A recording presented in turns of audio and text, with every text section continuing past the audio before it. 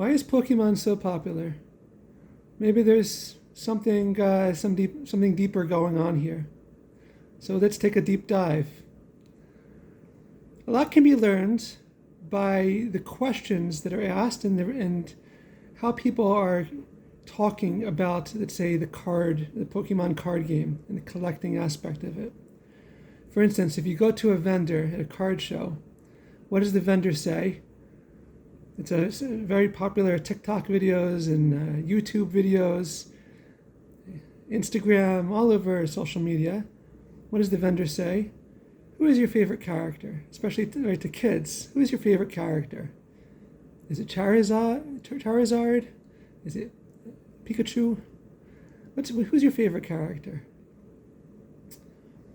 But something comes out of that, and something that comes out of that is a very wonderful interaction. So much so that these videos can get millions of views. And the nicer the vendor is, meaning that the better the interaction, the more they're giving away to kids, then the more the donations flow. For some of these vendors, it's almost to the point where it's like, what are they actually selling? They're giving away things, it seems, more than they're actually selling something. And on the part of the kids and the parents and the families, it's like, you made my day. My kid is so happy. Not only that, but some of the greatest celebrities in the world of Pokemon and again the card collecting are these vendors, which is interesting. The vendor didn't draw the card, they didn't make the game, but yet people are lining up to these vendors and asking for their autograph and giving them stuff to give to other kids. So there's a great secret here. To explain that secret, we have to really delve deeply into this who is your favorite character question. So in the past, this question was asked of maybe comic books. Who's your favorite superhero, right? Or superhero power? Do you wish you could fly or become invisible or have super strength?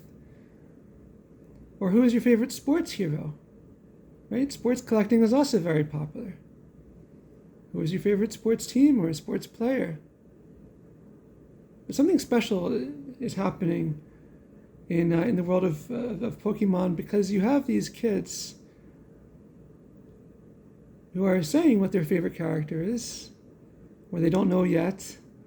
And you have these vendors that are just giving them stuff. And it's so wholesome and so just wonderful to watch. So kind. It gives everyone hope in humanity. And a lot of the comments, what are they saying? In addition to donating, in addition to saying, oh, that's so wonderful, they're like, because of you, because of these vendors, I'm getting back into Pokemon, or I'm getting for the first time into Pokemon collecting. So it turns out that these vendors, who, if they're really successful, that means they're giving away more than they're actually trading or selling. And even the trades they do, if it's a kid, they're always favoring the kid. And again, these videos are getting millions of views, some of them. So what is the lesson here? And they're signing autographs. What is the lesson here? Is that they're also some of the greatest ambassadors for the game. So let's delve deeper. When a kid says who their favorite character is, what are they saying?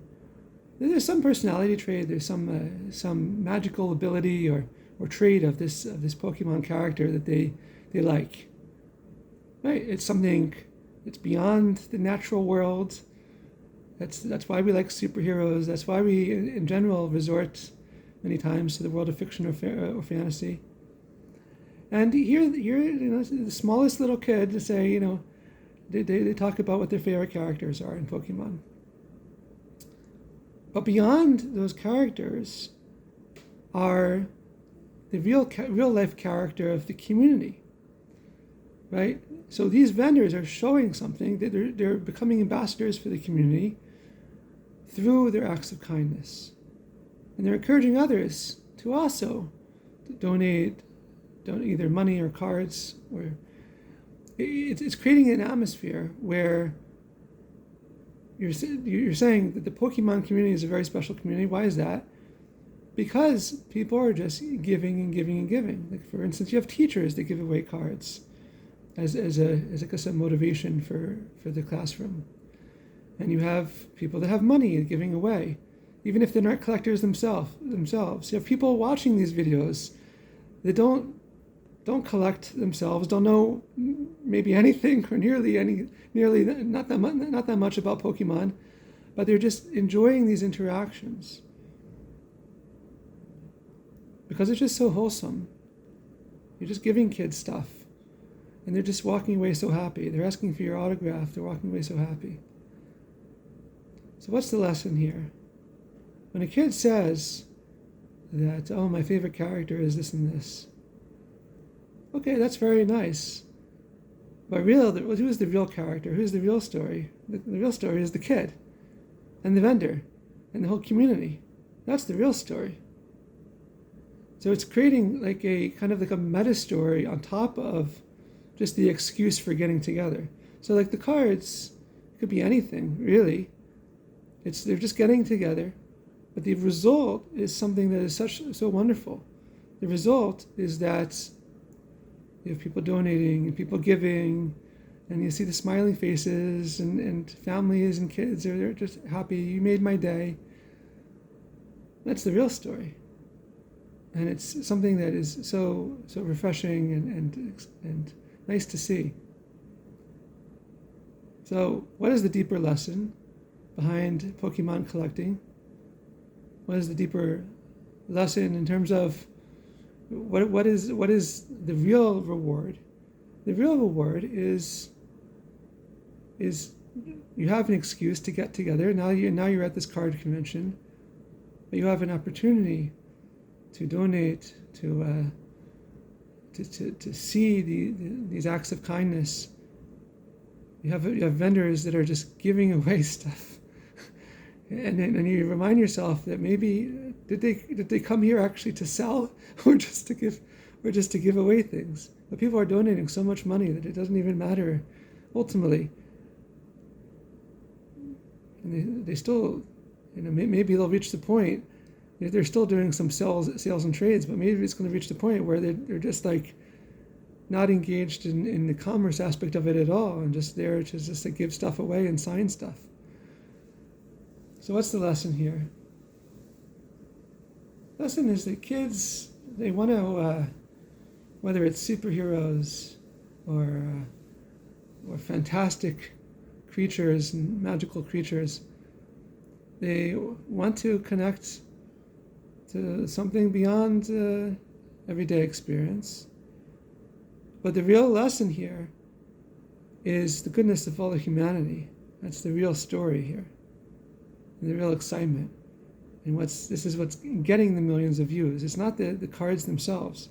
Some people know the cards, some people don't. It's just like of being a witness to the goodness in all of humanity, and ultimately, God willing, that extends to the entire world. So how do we gamify reality? How do we view reality as a game? Well, first you have to see, what's your favorite character? What do you most connect to? See, when our soul comes down to this world, we have, each of us, a unique mission, unique talents, God-given talents, and